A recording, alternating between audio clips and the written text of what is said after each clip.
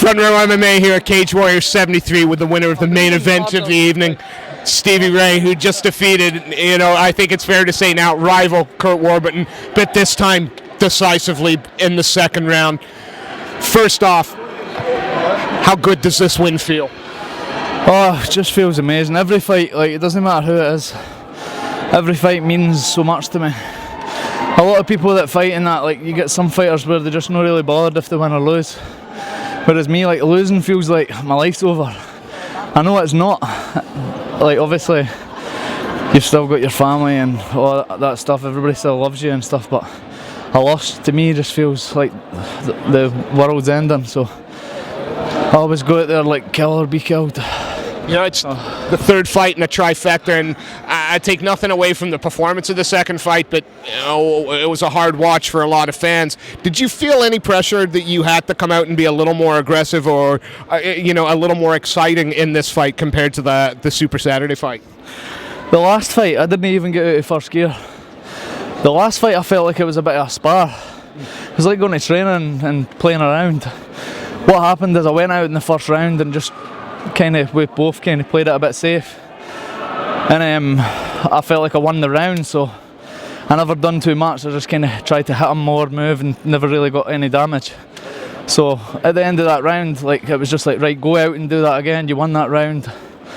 So it ended up because he never came to me. He never said I've got to take it to him, and I didn't really feel like I had to take it to him because I was winning the rounds.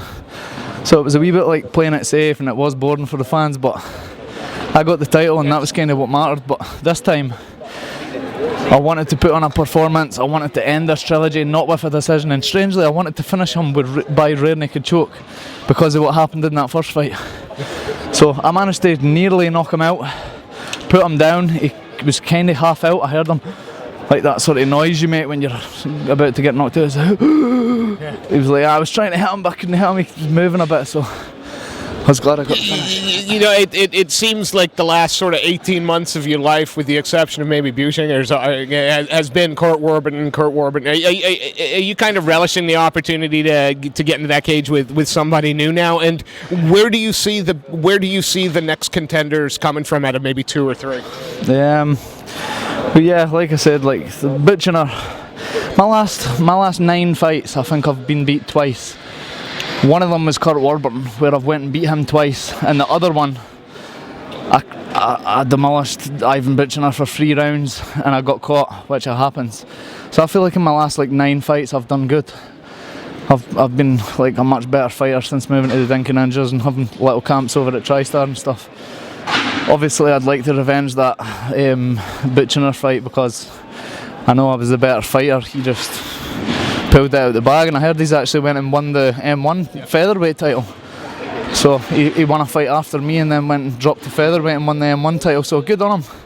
It's good that obviously he's still doing good. So who, obviously you don't pick your opponents, but it's a pretty stacked weight class.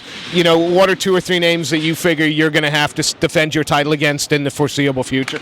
Well, Cage Warriors, obviously the people in Cage Warriors just now, I know there's Joseph Duffy obviously coming back. A lot of hype about him. He was the last guy that beat McGregor. He's won his last fight, his first fight back to Cage Warriors. He's got another one in 2 weeks. So just basically, it doesn't matter who it is. I know there's him, there's the Irish guy Paul Redmond, there's the English guy, what's his name, Saul Rogers, yep.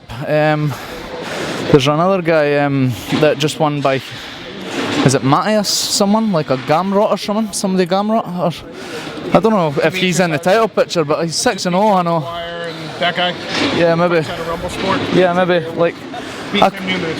I basically, I know that there's guys out there, but I kind of wanted to come out here, state the fact that I'm the best in the division.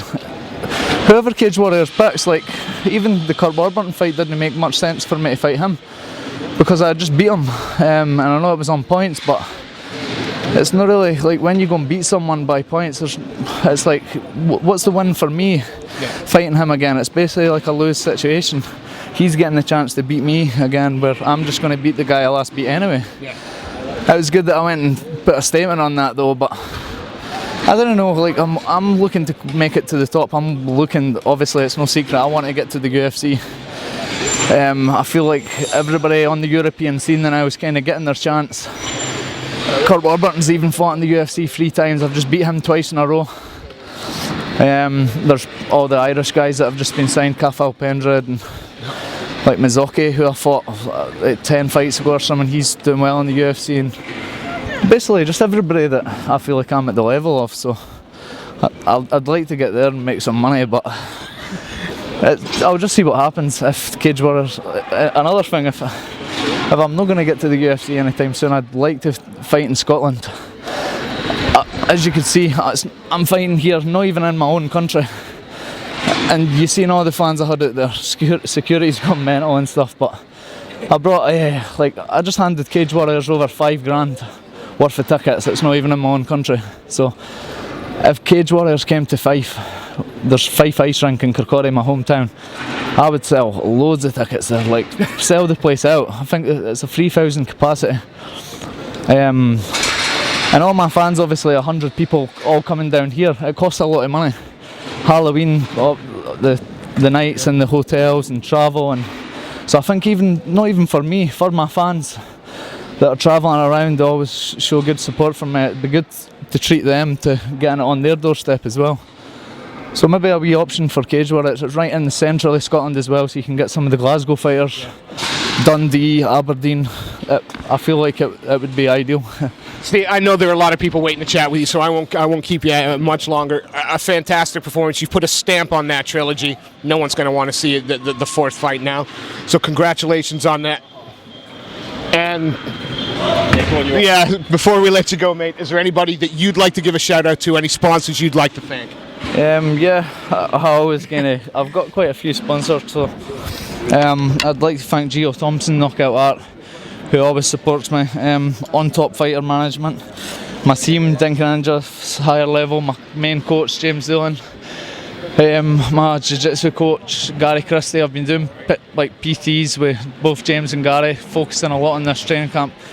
I'll not go through it all, but basically all my sponsors, you know who you are, all my fans, my family, my fiance, everybody that shows support. And even everybody that just came to Newcastle that doesn't even know me, just to support Cage Warriors. Thanks a lot. Stevie, it's always a pleasure. Thanks to you for interviewing me. Mate, give me a little break for everybody. we always appreciate watching you fight. We love watching you work. Thank you ever so much for your time, and we'll see you again, champ. Yeah, thank you.